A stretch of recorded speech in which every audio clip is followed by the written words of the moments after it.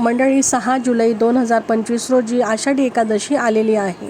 आषाढी एकादशी सर्वात मोठी एकादशी मानली जाते. या दिवशी गोमातेची सेवा करण्याला अनन्यसाधारण असं महत्त्व आहे. गायीमध्ये 33 कोटी देवी देवतांचा वास असतो. त्यासोबतच भगवान श्री हरी विष्णू आणि माता लक्ष्मी यांचा देखील वास असतो.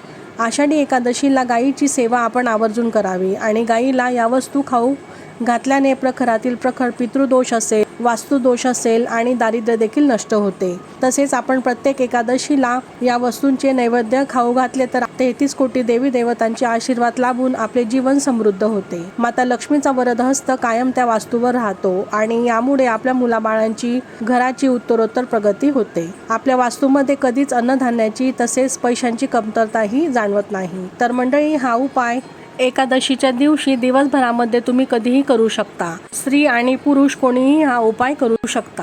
तर पूजेसाठी जाताना एका तांब्याच्या कलशामध्ये स्वच्छ पाणी घ्यावे. तसेच सोबत हळदी, कुंकू, अक्षदा, दीपधूप घ्यावा. शक्यतोवर गाईच्या तुपाचा दिवा घ्यावा आणि गोमातेला नैवेद्यामध्ये केळी, गूळ आणि भिजवलेली चणा डाळ घ्यावी. प्रथम गाईच्या 4ही पायांवर पाणी अर्पण करावं.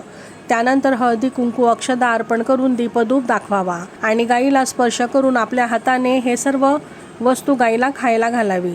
ही अत्यंत प्रभावी सेवा मानली जाते. आणि त्यानंतर शुद्ध अंतकरणाने मनातील इच्छा पूर्ण होण्यासाठी गाईला प्रार्थना करावी. श्री स्वामी समर्थ.